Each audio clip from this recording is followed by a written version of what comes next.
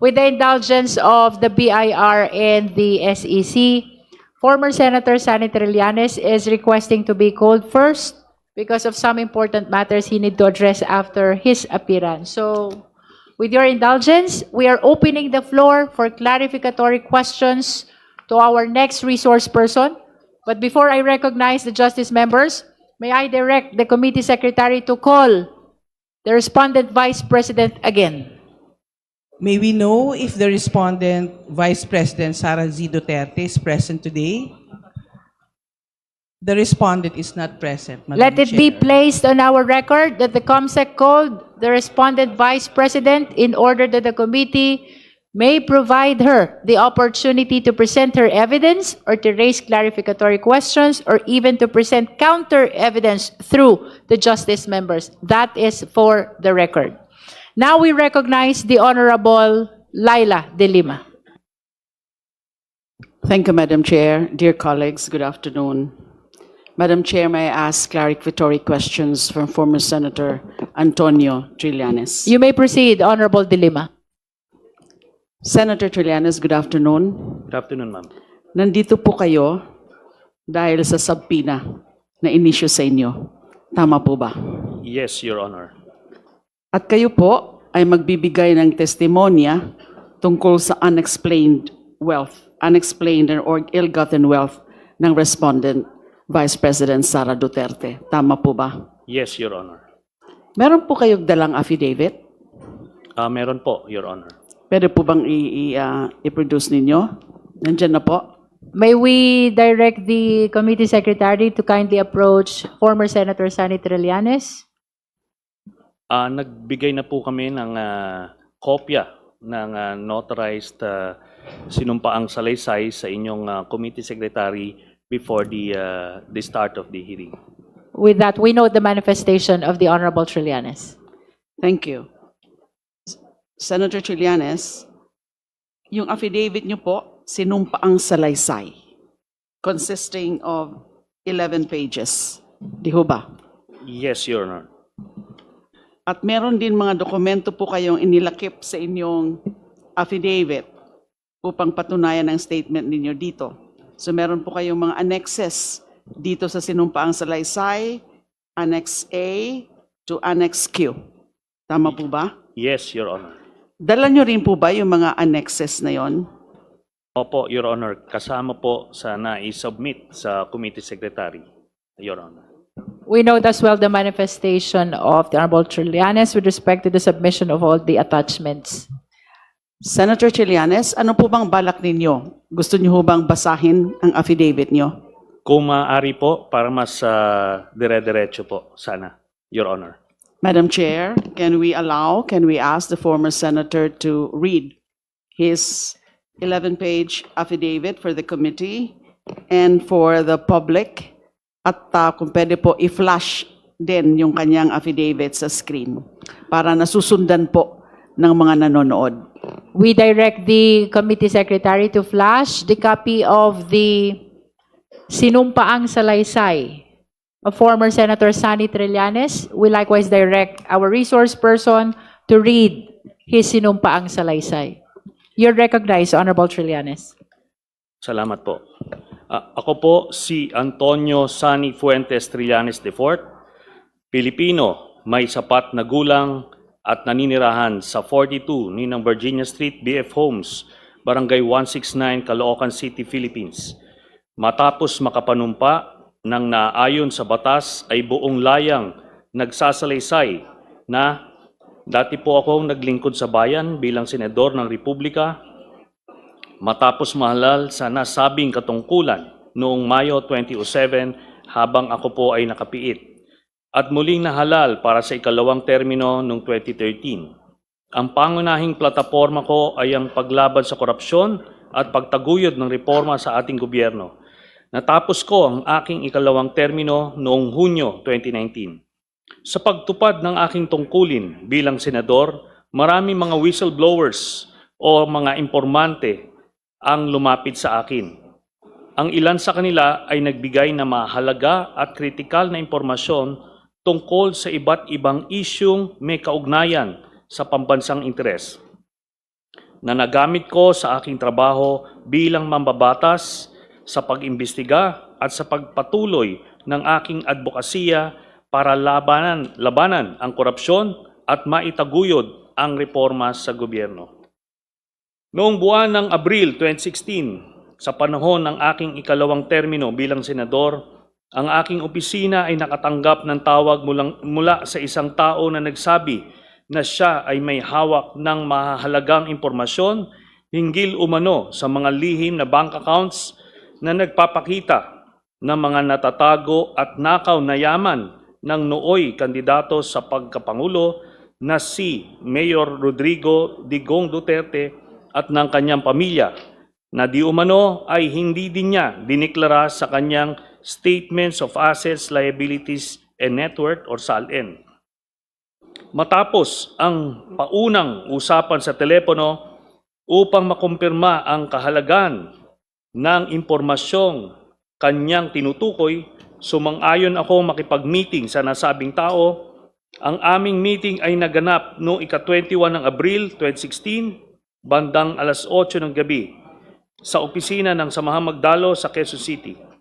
Nagpakilala ang nasabing tao bilang si Ginoong Joseph de Mesa. Ayon sa kanya, dati siyang masugid na taga-suporta ni noong Mayor Rodrigo Duterte. Sinabi ni Ginoong de Mesa na nagpasya siyang bawiin ang kanyang suporta para kay Mayor Duterte nang makakita siya ng mga dokumentong nagpapakita na si Rodrigo Duterte kasama ang kanyang anak na si Sara Duterte ay nagmamay-ari ng mga bank accounts kung saan bilyong-bilyong piso ang naideposito o dumaloy sa loob ng ilang taon. Sinabi ni Ginoong de Mesa na nakuha niya ang mga dokumentong ito mula sa isang malapit na kamag-anak niya na nagtatrabaho sa isang ahensyang may kinalaman sa investigasyon ng mga nakaw na yaman ng mga opisyal ng gobyerno. Sa aming pagpupulong, binigyan ako ni Ginoong de Mesa ng mga kopya ng mga dokumento na nagpapakita ng mga bank accounts sa pangalan ni Rodrigo Duterte at Sara Duterte sa Bank of the Philippine Islands, BPI, Julia Vargas Branch, sa Pasig at sa EDSA Green Hills Branch, at sa Banco de Oro, Unibank, sa Lungsod Mandaluyong at sa iba pang mga bangko. Sa mga sumunod na araw, sinuri at pinag-aralan ko kasama ang aking mga abogado at staff ang mga impormasyong ibinigay ni Ginoong de Mesa at inihambing ito sa mga idiniklara sa kani-kanilang SALN ni Rodrigo Duterte at Sara Duterte para sa mga kaukulang panahon. Nang makumpirma ko na totoo ang hawak kong mga dokumento, nagpasya akong isapubliko ang nasabing impormasyon dahil naniniwala akong mahalagang malaman ng ating mga kababayan ang pagpapanggap na ginagawa ng pamilya Duterte na ang kanilang pamilya raw ay mahirap at namumuhay ng simple, gayong sa katotohanan si Rodrigo Duterte at ang kanyang pamilya ay may mga joint bank accounts na may bilyon-bilyon na dumaloy na pera. Humingi ako ng tulong sa mga accountants at finance specialists upang alamin at makwenta kung gaano karaming pera ang aktual na naideposito o dumaloy sa mga nasabing joint bank accounts ng mag-amang sina Rodrigo Duterte at Sara Duterte base sa mga dokumentong ibinigay sa akin. Sa aming pagsusuma, lumalabas na may kabuuang halaga na 2,407,272,103.75 pesos ang pumasok at dumaloy sa mga nasabing bank accounts mula noong 2003 hanggang 2016. Ang isang kopya ng summary ng mga deposito o mga inter-account transfers na idineposito at dumaloy sa mga nasabing accounts ni Rodrigo Duterte at Sara Duterte ay kalakip dito bilang Annex A. Bukod sa mga dokumentong may kaugnayan sa mga accounts ni Rodrigo Duterte, binigyan din ako ni Ginoong de Mesa ng mga dokumentong nagpapakita ng mga bank accounts at bank transactions ng mga anak, manugang at common law wife ni Duterte na sina Sara Duterte, Paulo Pulong Duterte, Sebastian Baste Duterte, Maneses Manscarpio, Shelito Hanilet Abansenya, kasama ang kanyang anak na si Veronica Kitty Duterte. Batay sa mga nabanggit na records, nalikom ko ang mga halagang impormasyon ng kabuuang mga transaksyon pumasok sa mga bank accounts ni Sara Duterte lamang, kabilang ang joint account kasama ang asawang si Manscarpio at mga joint accounts kasama ang miyembro ng kanyang pamilya ay nagkakahalaga ng 111,634,144.05 as of April 2016. Ang kopya ng summary ng mga pera o transaksyong pumasok at dumaloy sa mga bank accounts ni Sara Duterte ay kalakip dito at ginawang bahagi ng salaysay na ito bilang Annex B. Noong 2016, inamin mismo ni Rodrigo Duterte na una, na totoo na mayroon siyang bank account sa BPI Julia Vargas Branch sa Pasig at pangalawa na nabigo siyang ideklara ang nilalaman ng nasabing bank account sa kanyang salin. Ang pag-aming ito ni Rodrigo Duterte ay naganap matapos ko siyang hamunin ng lumagda ng waiver of secrecy of bank deposits. Sa panayam ni Rodrigo Duterte sa media, ipinagtapat niyang mayroong humigit kumulang 200 million pesos na deposits sa naturang bangko at inilihim niya sa kanyang salin. Sa particular, and I quote, a little less than 200 million. Hindi naman ganong kalaki kasi walang account na 200 million, a little less than 200 million, wala na, ginastos ko na, nag-happy-happy ako. A little less than a million. End of quote, sabi ni Duterte.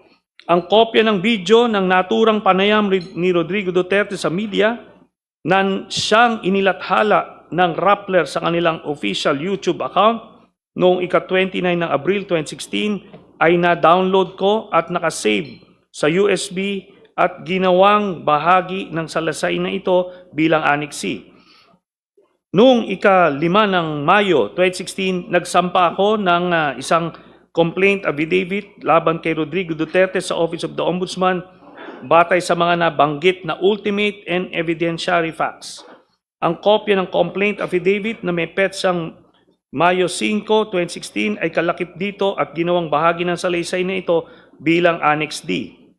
Noong 2017, sa panahong panunungkulan ni Rodrigo Duterte, matapos suriin ang aking reklamo, iniulat ni overall Deputy Ombudsman Melchor Arthur Carandang na merong sapat na batayan upang ituloy ang investigasyon hinggil sa malalaking bank deposits ni Rodrigo Duterte at ang kanyang mga anak at common law wife na si Hanilet Abinsenya, kabilang na rin si Sara Duterte. Ang printed na kopya ng artikulong tungkol sa nabanggit na pag-ulat ni overall Deputy Ombudsman Melchor Arthur Carandang na may sapat na batayan upang ituloy ang investigasyon na siyang inilathala ng GMA News Online noong ika-27 ng September 2017 na may caption na Ombudsman starts probe on Duterte's wealth after finding basis in Trillanes complaint ay kalakip dito at ginawang bahagi ng salaysay na ito bilang Annex E. Bukod pa rito, sa isang public statement sa media, kinumpirma ni overall Deputy Ombudsman Carandang na magkapareho o similar ang nilalaman ng mga listahan ng bank transactions ng pamilya ni Rodrigo Duterte na isinama ko sa aking complaint at mga records at bank accounts ng pamilya Duterte na na-turn over sa kanya ng Anti-Money Laundering Council sa kanyang pag-iimbestiga. Ito ay nireport ng GMA News Online sa isang artikulo na lumabas noong ika-28 ng September 2017 na may caption na Duterte Wealth Documents from AMLAC similar to what Trillanes has, Ombudsman. Ang printed na kopya ng nabanggit na artikulo ay kalakip dito at ginawang bahagi ng salaysay na ito bilang Annex F. Dahil dito, si overall Deputy Ombudsman Carandang ay agad na suspinde at kalaunan ay pinatanggal sa tungkulin sa utos ni Rodrigo Duterte. Kaya natigil ang kanyang pag-imbestiga sa mga bank accounts at tagong yaman ng pamilyang Duterte. Ito ay inireport ng Philippine Daily Inquirer sa kanyang artikulong lumabas noong ika-1 ng Agosto 2018 na may caption, Malacanang Fires Deputy Ombudsman Carandang. Ang kopya ng naturang report ay kalakip dito at ginawang bahagi ng salaysay bilang Annex G. Ang mga kopya ng mga summary ng mga transaksyon ng bangko ni Sara Duterte, Rodrigo Duterte, Pulong Duterte, Baste Duterte at ang common law wife ni Rodrigo Duterte na si Hanilet Abansenia kasama ang kanilang anak na si Kitty Duterte ay kalakip dito at ginawang bahagi ng salaysay na ito bilang Annex H, H1, H2, H3 at H4.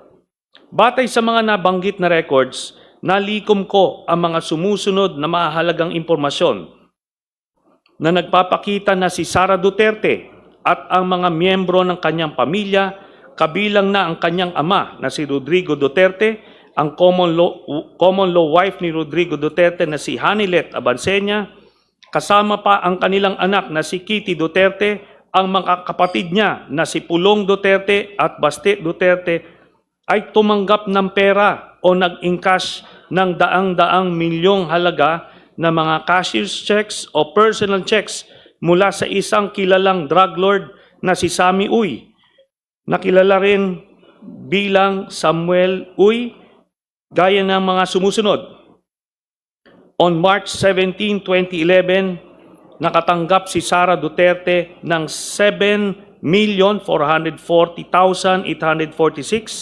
7,440,846.07 pesos mula sa drug lord na si Sammy Uy.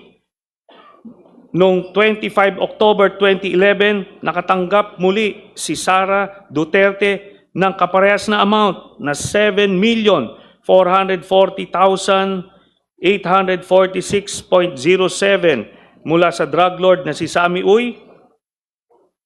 And after 6 months, nakatanggap muli si Sara Duterte, April 24, 2012, nakatanggap si Sara Duterte ng parehas na amount, 7,440,846.07. Ang total na tanggap ni Sara Duterte mula Excuse kay me. drug lord na Sammy Uy ay 22 Excuse me, million. Senator Trillanes. Yes. Sandali lang po. Meron lang pong...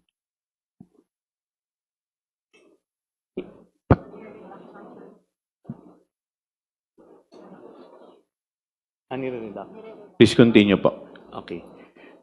Ang total po na natanggap ni Sara Duterte mula dun sa drug lord ni si Sammy Uy ay 22,322,538.21 habang mayor siya ng Davao City. Mr. Chair, very good po. We were just about to request po na i-flash na sa Congressman- screen. Sir We were Daniel. just about to request po sana to flash sa screen yung matrix, pero ito, naka-flash na po. Thank you. Thank you. Please proceed, Senator Trillanes. Si Rodrigo Duterte naman nakatanggap din ng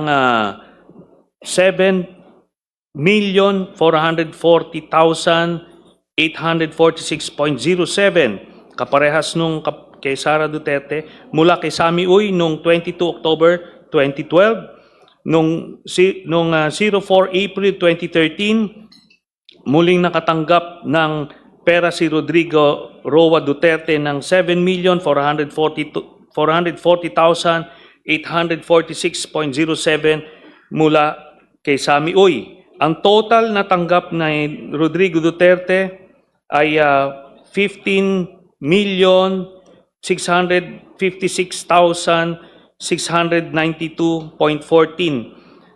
Ito po ay mga manager's checks mula kay Sammy Uy. Kay Sebastian Duterte naman, noong 09 March 2011, nakatanggap si Baste Duterte ng 10,316,591.18 pesos mula kay Sammy Uy. Again, noong 25 October 2011, nakatanggap si Baste Duterte mula kay Sami Uy ng 10,316,592.68. Noong 23 April 2012, nakatanggap si Baste Duterte mula kay Sami Uy ng parehas na amount, 10,316,592.68 pesos. On 22 October 2012, nakatanggap muli si Baste Duterte mula kay Sami Uy ng 10,316,591.18 pesos. Noong 10 April 2013, nakatanggap si Baste Duterte mula kay Sami Uy ng 10,316,591.18 pesos. So ang total na natanggap ni Baste Duterte mula sa drug lord na si Sami Uy ay 51,582,958.80 pesos, all in manager's checks. Kay Pulong Duterte naman, 14 March 2011, nakatanggap si Pulong Duterte mula kay Sami Uy ng 9,703,609.39 pesos. On 25 October 2011, nakatanggap si Pulong Duterte mula kay Sami Uy ng 9,703,609.39 pesos. On 24 April 2012, nakatanggap si Pulong Duterte mula kay Sami Uy ng 9,703,609.39 pesos. On 22 October 2012, nakatanggap si Pulong Duterte mula kay Sami Uy ng 9,703,609.39 pesos, all in manager's checks. Ang total na natanggap ni Pulong Duterte mula sa drug lord na si Sami Uy ay 38,814,437.65 pesos. On March 29, 2011, nakatanggap naman si Hanilet Abansenya mula kay Sami Uy ng 10,655,371.81 pesos. On 25 October 2011, nakatanggap si Hanilet Abansenya joint with Kitty Duterte ng 10,655,371.81 pesos mula kay Sami Uy. On 23 April 2012, nakatanggap muli si Hanilet Abansenya joint with Kitty Duterte mula kay Sami Uy ng 10,655,373.31 pesos. On October 22, 2012, nakatanggap si Hanilet Abansenya joint with Kitty Duterte mula kay Sami Uy ng 10,655,373.81 pesos. On 10 April 2013, nakatanggap si Hanilet Abansenya joint with Kitty Duterte mula kay Sami Uy ng 10,655,373.81 pesos in manager's checks. Ang total na natanggap ni Hanilet Abansenya joint with Kitty Duterte mula sa drug lord na si Sami Uy ay 53,276,860.55 pesos. Ang grand total na nakuha ng Duterte family mula sa isang drug lord na si Sami Uy ay 181,653,487.36. Ang kopya ng summary ng mga transaksyon sa bangko na nagpapakita ng mga payout ng kilalang drug lord na si Sami Uy, kina Sara Duterte at sa mga malalapit na miyembro ng kanyang pamilya ay kalakip dito at ginawang bahagi ng salaysay na ito bilang Annex I.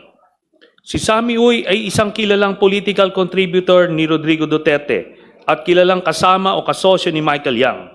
ang dating economic advisor ni Rodrigo Duterte na siya namang iniuugnay sa mga kontrobersyang Farmally at Pogo, gayon din sa bilyong-bilyong halaga ng mga illegal na droga na nakumpiska sa isang bodega sa Pogo Compound sa Porac, Pampanga. Ang kopya ng artikulo na sinaliksik at sinulat ni na Carol Ilagan at Malu Mangahas ng Philippine Center for Investigative Journalism na may pamagat na 334 million from only 13 donors funded Duterte presidency ay nailathala noong ika-5 ng Disyembre 2016 kung saan naisiwalat na si Sammy Uy ay kasama sa eksklusibong grupo ng political contributors ni Rodrigo Duterte ay kalakip dito at ginawang bahagi ng salaysay na ito bilang Annex J. Bukod dito, ang mga larawan ni Sammy Uy kasama si Rodrigo Duterte at o Sara Duterte ay kalakip dito at ginawang bahagi ng salaysay na ito bilang Annexes K Series. Sina Michael Yang at Sammy Uy ay parehang hayagang pinangalanan ni SPO4 Arturo Las Cañas na sangkot sa operasyon ng mga laboratorio ng Shabu sa lungsod ng Davao. Ang isang kopya ng video ng panayan ni SPO4 Arturo Las Cañas sa journalist na si Christian Esguera sa programa sa YouTube ng huli na Facts First kung saan isinalaysay ni Las Cañas ang pagkakasangkot ni Sammy Uy sa Davao Death Squad at sa operasyon ng mga laboratorio ng Shabu sa Davao City na siyang na-download at nakasave sa USB ay kalakip dito at ginawang bahagi ng salaysay na ito bilang Annex L. Dagdag pa rito, ang kopya ng video ng press conference ni SPO4 Las Cañas gamit ang Zoom na may petsang ika-31 ng Enero 2024 kasama si Aris Ilagan ng Pilipinas Today kung saan inilarawan ni Ginoong Las Cañas ang laboratorio ng Shabu na matatagpuan sa Dumoy, Davao City na may pagmamayari at pinamamahalaan ni Sammy Uy, Michael Yang at Rodrigo Duterte at na-download at nakasave sa USB ay kalakip dito at ginawang bahagi ng salaysay na ito bilang Annex M. Gayun din, ang kopya ng video ng press conference ni SPO4 Las Cañas gamit ang Zoom na may petsa ika-31 ng Enero 2024 kasama si Aris Ilagan ng Pilipinas Today kung saan ibinunyag ni Ginoong Las Cañas ang isa pang laboratorio ng Shabu na matatagpuan sa Green Heights Subdivision ng pagmamayari at pinamamahalaan din ni Sammy Uy at Michael Yang. Ganon din ang pagpaslang ng mga kawawang construction workers doon na na-download at nakasave na sa USB at kalakip dito ginawang bahagi nito bilang Annex N. Si Ginoong Las Cañas ay kusang loob na umaming isa siya sa mga pinuno ng Davao Death Squad at tinanggap bilang testigo ng International Criminal Court sa kasong may kinalaman sa extrajudicial killings laban kay Rodrigo Duterte. Kailanman ay hindi itinanggi ni Duterte ang mga paratang ni Ginoong Las Cañas na makailang beses na lumabas sa publiko. Sa kanyang 186 pahinang affidavit, ididetalye ni Ginoong Las Cañas ang papel ni Sammy Uy sa Davao Death Squad at sa operasyon ng mga laboratorio ng Cebu sa lungsod ng Davao gaya ng mga sumusunod. Pahina 77. The several circumstantial events that raised my doubts and suspicions on Mayor Rodrigo Duterte's sincerity and honesty on his illegal drugs campaign because Michael Yang, sponsor and patron in Davao City, was Mr. Sammy Uy, also a bosom friend of Davao City Mayor Rodrigo Roa Duterte. Pahina 112, it was Sammy Uy who ordered Ben Laud to start the slaughter of the alleged suspects one by one, allegedly to extract confession. However, until the last one, no one among them confessed. According to Ben Laud, it was Mayor Duterte who ordered him and cleared the killing of the alleged suspected robbers through Bongo. Sa pahina 117, Sonny Benaventura in a teasing manner described to me that Sammy Uy is a gambling and Shabu mafia in Davao City. Sa pahina 182, I say and declare and truthfully that the person of Mayor Rodrigo Duterte and his son Paulo Pulong Duterte ay directly involved in the illegal drug trade in Davao City.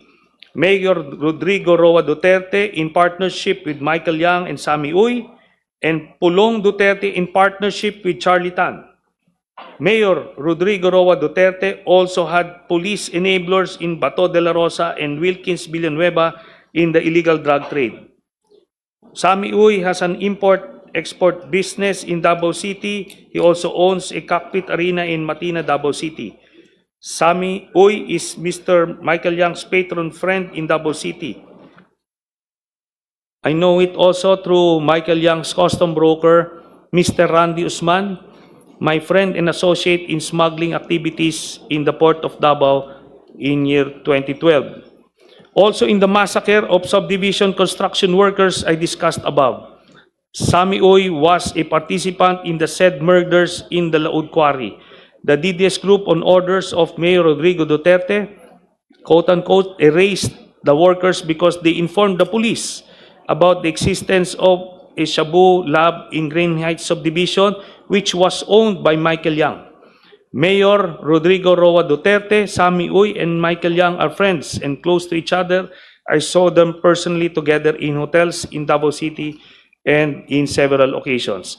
Ang kopya ng 186 pahinang affidavit ni dating SPO4 Arturo Las Cañas, kabilang ang 3 pahina ng mga annex na nakalakip doon, ang video ni SPO4 Las Cañas habang isinasalaysay ang nilalaman ng kanyang affidavit, at ang video ni Las Cañas habang nilalagdaan ang kanyang affidavit at pinapatunayan ang katotohanan nito na siyang mga kopyang isinumite rin sa ICC bilang ebidensyang testimonyal para sa prosecution ay kalakip nito at ginawang bahagi ng salaysay na ito bilang Annexes O, O-1 at O-2.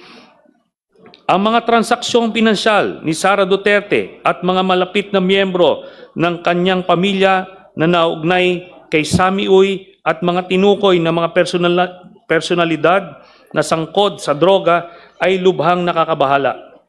Hindi lamang ito ay malinaw na paglabag sa konstitusyon at sa iba't ibang batas ng bansa, kundi malinaw din na naglalagay sa malalim na pagdududa sa kanyang personal na integridad at kakayahan o moral capacity upang patuloy na magsilbi bilang pangalawang Pangulo ng Republika. Kaya naniniwala ako na dapat lamang panagutin siya at litisin sa pamamagitan ng impeachment. Bahagi ng nabanggit na yaman ni Sara Duterte ay maliwanag na makikita na galing sa payouts ng kilalang drug lord na si Sammy Uy na pumapasok sa kanyang bank accounts at inilihim niya sa kanyang salin mulang 2007 hanggang 2013 at sa taong 2016.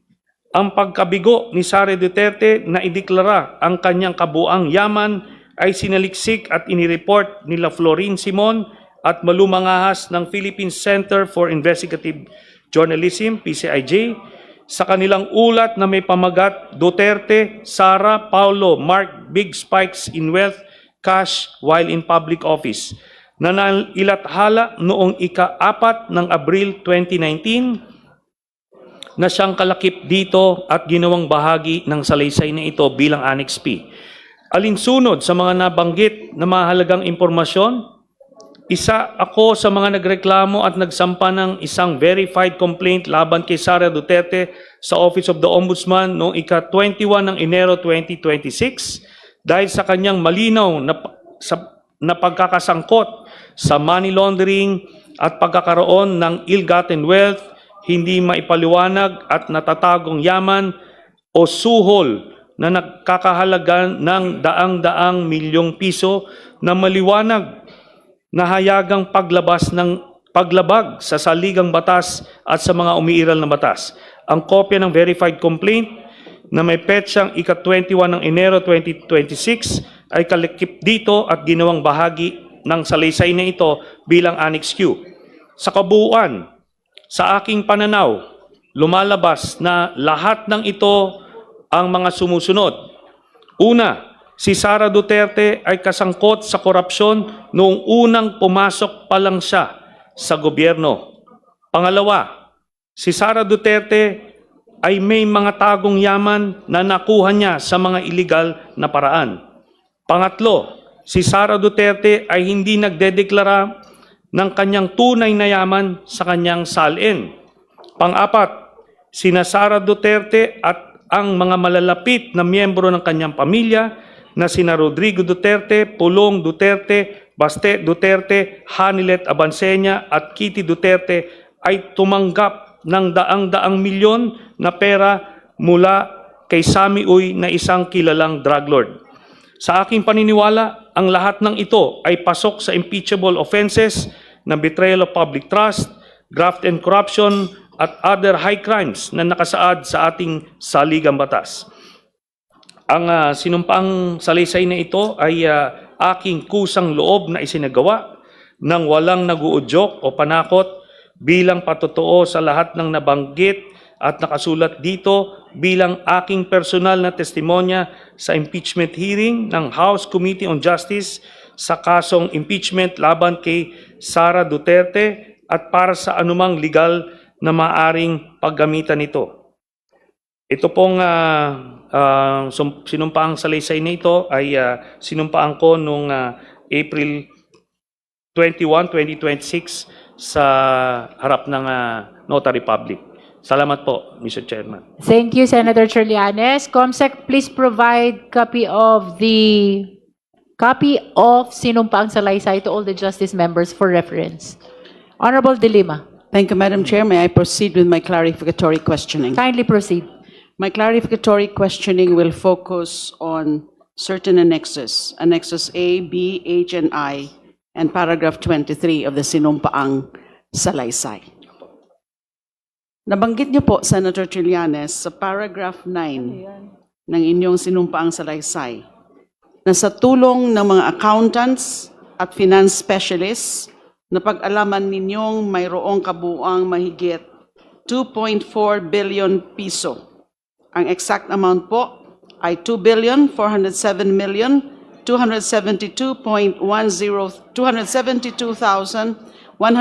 272,103.75 na pumasok at dumaloy sa mga joint bank accounts ng mag-amang Rodrigo at Sara Duterte. Tama po ba? Opo, tama po, Your Honor. Nabanggit nyo rin po kanina na mayroon kayong kopya ng summary ng mga deposito at o mga inter-account transfers na indineposito sa mga accounts ni na Rodrigo Duterte at Sara Duterte. Tama po ba? Tama po, Your Honor. At ito po ay yung naka-attach as Annex A sa inyong affidavit. Tama po? Tama po, Your Honor. Madam Chair, we may request that Annex A of the sinumpaang salaysay be flashed on the screen. Secretariat, kindly flash Annex A of the sinumpaang salaysay. Sino pong gumawa ng Annex A? Senator Trillanes. Ito pong Annex A ay in-extract namin dun sa original document na nasa Annex H. Dahil ang binigay po sa amin ay yung bali ganito po, no? Aside sa isang soft copy, ang binigay po sa amin ni Ginoong De Mesa ay ganito po na dokumento. So mahaba po siya. Yung So- kabuuan po yan, yung Annex H. Yes. Yung Ito po, kabuuan, actually, ang parang kompleto. Yun po ang sinasabi nyo. Opo. At ito pong Annex A ay alin naman po Ito as naman- extracted from that? In-extract po ito lahat po ng naideposito o nag-credits doon sa joint account ni Sara Duterte at ni Rodrigo Duterte po.